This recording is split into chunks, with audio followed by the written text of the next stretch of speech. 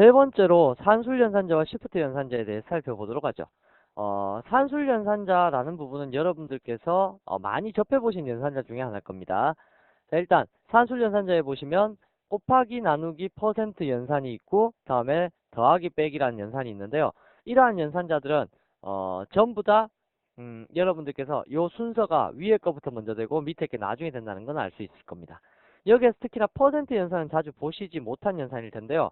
뭐 일상생활에서는 퍼센트는 백분율 정도로 알고 계실 텐데 여기 언어에서 퍼센트는 정수 연산 시에 나머지를 구하는 연산입니다. 그래서 요거는 좀 기억해 두시고요. 나머지가 뭡니까? 예를 들면 3 나누기 2 하게 되면 몫이 얼마예요? 몫이 얼마냐면 1이고 나머지가 1이죠. 그래서 몫과 나머지 구하는 거. 예를 들면 5 나누기 3 하게 되면 몫은 1이고 나머지는 2다. 뭐 이런 식으로 나타나는 건데 그때 나머지 구하는 겁니다. 자, 그리고 언어에서는 정수연산일 때는요. 여기에 보시면 정수연산시에 주의하라라고 적혀 있죠. 정수연산시에는 반드시 정수만 나옵니다. 나누기 했을 때 3 나누기 2 하면 1.5가 나오는 것이 아니라 1이 나옵니다. 요건 반드시 주의하셔야 됩니다. 그래서 정수연산시와 실수연산시에 구분을 해주셔야 되는데요. 그러한 구분에 대해서 제가 몇 가지 예제를 통해서 한번 보여드리도록 할게요. 자, 8번째 예제를 작성하시고요. EXAM 언더바 08번 public static void main에서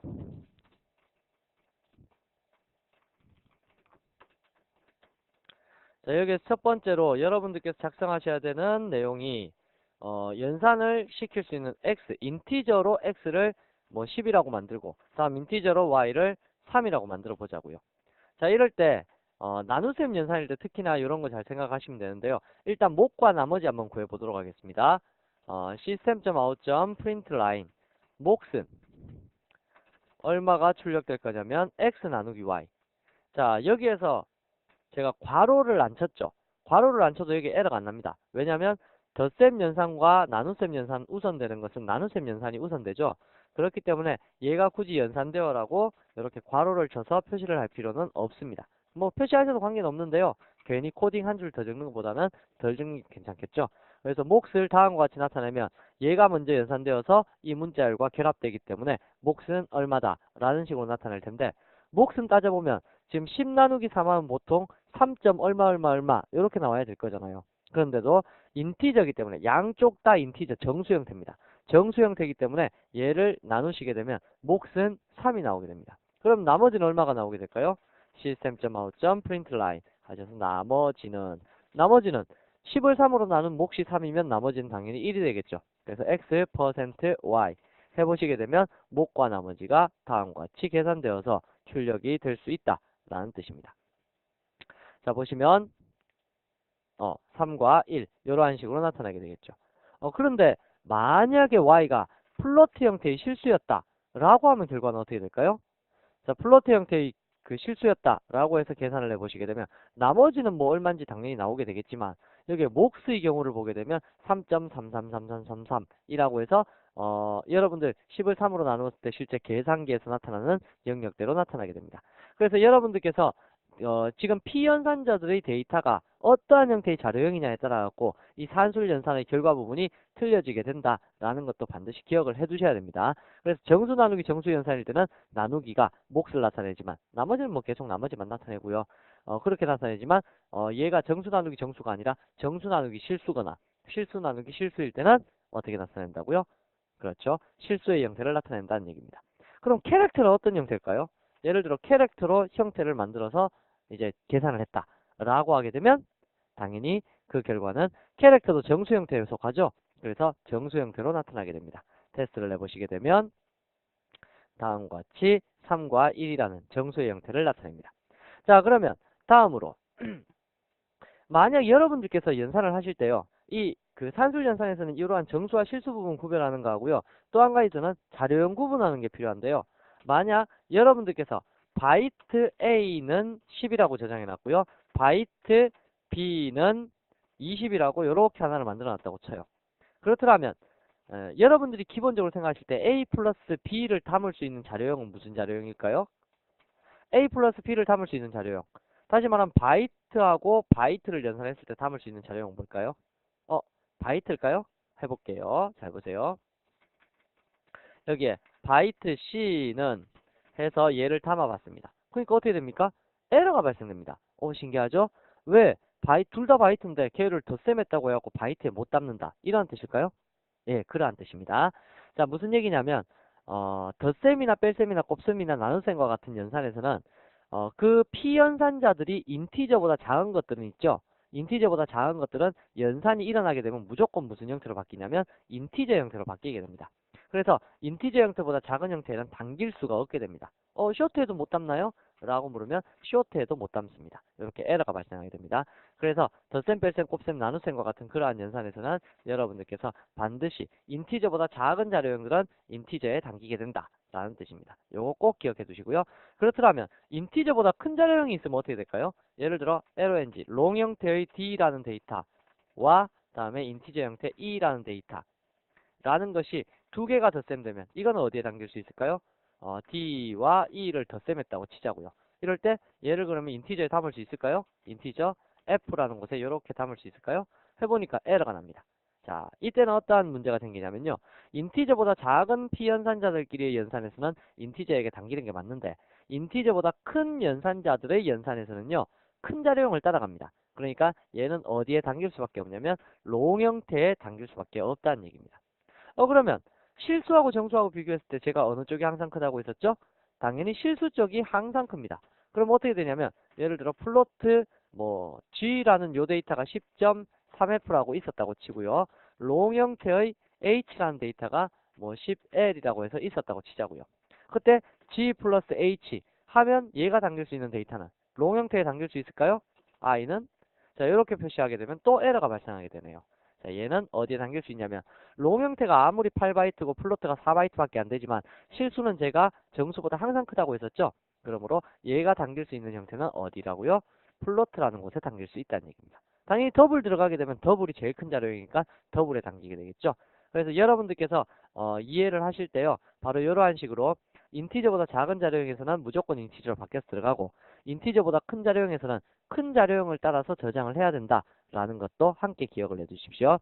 그래서 나눗셈이나 퍼센트와 같은 부분에서 나눗셈이 특히 그렇죠. 정수와 실수 연산에서는 실수가 나타나고 정수와 정수 연산에서는 정수만 나타난다. 정수면 몫이죠. 몫만 나타난다는 거고 인티저보다 작은 자료형에서는 인티저로 다 바뀌고 인티저보다 큰 자료형들은 큰 자료형을 따라간다. 라는 거 기억해 두시기 바랍니다. 이게 산술 연산에서 가장 주의하셔야 될 부분입니다. 자, 그러면 다음으로 나와 있는 연산자는 쉬프트라는 연산자가 있는데요. 쉬프트 연산자는 비트 단위로 데이터를 변환시킨 후에 특정 비트 수만큼 이동을 할 수 있는 연산자입니다. 이러한 이동을 하게 되면 무엇이 좋으냐? 라고 하게 되면 예를 들면 한글 같은 데이터 처리할 때 예를 들어 초성, 중성, 종성으로 나눠진 한글 데이터 처리할 때 초성, 중성, 종성이 어떻게 담겨 있냐면 16비트의 데이터 속에 담겨 있는데요. 5비트씩 데이터를 나누어서 초성과 중성과 종성을 처리하고요. 나머지 1비트는 속성값을 저장하도록 되어 있는데요. 여기에서 5비트씩 데이터를 뽑아내려고 합니다. 뽑아내려고 하면 이러한 각각의 비트들을 하나씩 뽑아내서 썼다는 값을 출력해 보려고 하는데 이게 무슨 값인지 뽑아내기가 상당히 힘들겠죠. 그럴 때 예를 들어 요 비트를 먼저 조사를 한 다음에 이쪽으로 5칸 이동을 시키게 되면 이제 여기 있는 비트가 다시 이쪽 5칸 자리에 들어오겠죠. 다음에 또 얘를 또 옆으로 10칸을 이동시키게 되면 그럼 다시 또 제일 앞에 있는 것도 이쪽 제일 끝으로 오게 되겠죠. 그러면 제일 끝에 있는 5비트만 조사하게 되면 항상 초성, 중성, 종성 비트만 이동시킬 수 있다면 그렇게 데이터를 뽑아낼 수 있을 겁니다. 그래서 각각의 비트를 뽑아내어서 어떠한 데이터 처리를 하고자 할 때 비트를 이동시키는 방법으로 쓸 수 있는 것이 레프트와 라이트 시프트 연산자가 있고요.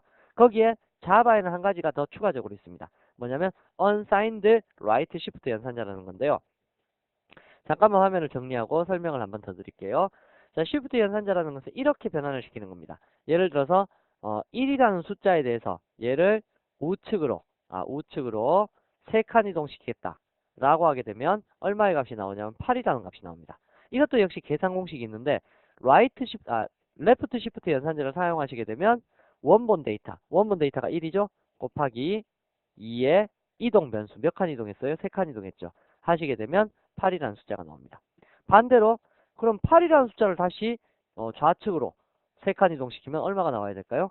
1이 나와야 되겠죠? 그럼 얘의 계산 공식은 원본 데이터 곱하기 2의 이동 변수 분의 1입니다. 하시게 되면 8 곱하기 8분의 1 하게 되면 1이라는 결과값이 나오게 되겠죠.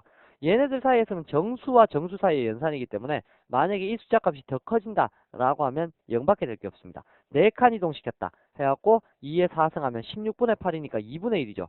2분의 1은 0.5 이렇게 나올 줄 아는데 그렇게 안됩니다. 1 나누기 2는 정수 나누기 정수이기 때문에 0이 나타나게 됩니다. 그래서 아까도 설명드렸다시피 정수 나누기 정수 시에 연산 주의하셔라 라고 했던 부분이 바로 이 부분이고요. 자, 이건 공식적인 부분이고요.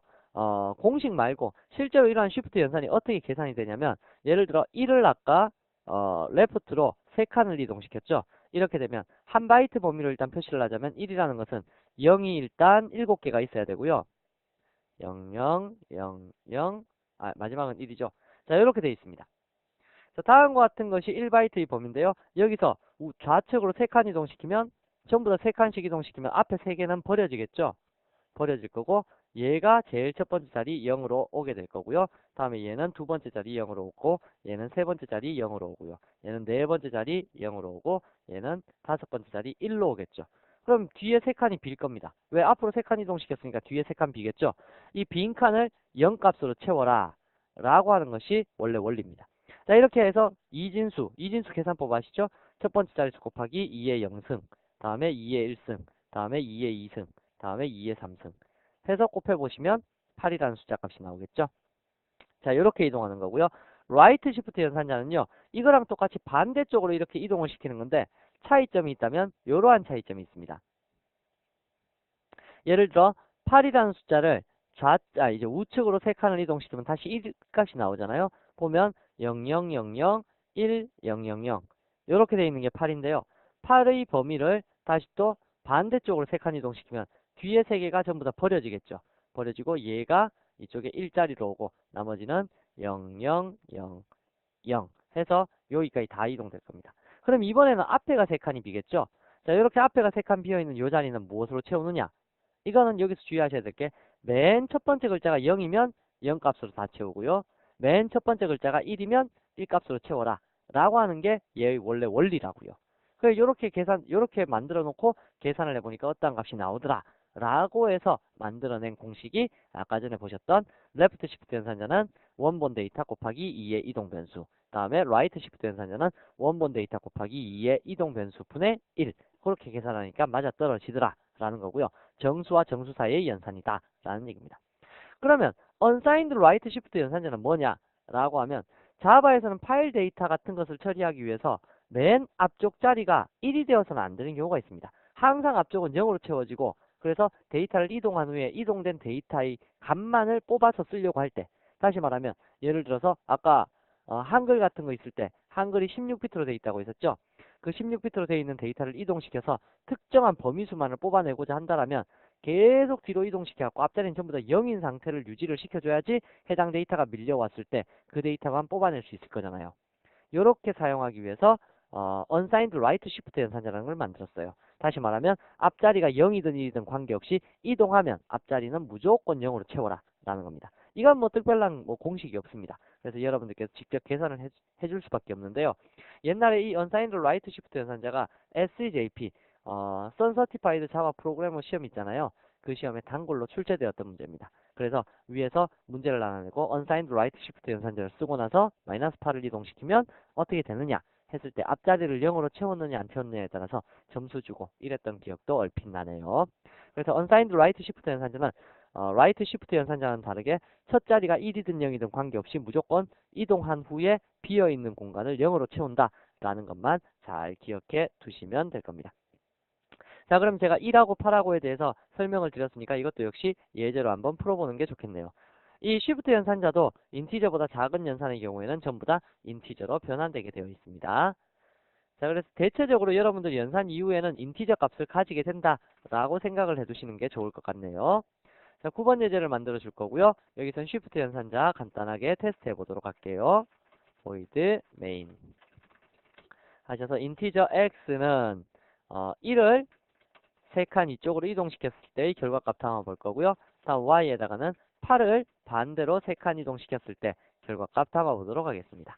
그래서 system.out.println x는 x, system.out.println y는 y.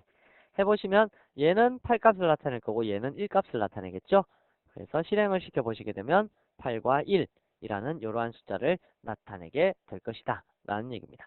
그래서 쉬프트 연산이라는 부분까지 여러분들께서 한번 살펴보셨습니다. 산술 연산, 쉬프트 연산이었습니다. 다음으로 넘어가죠.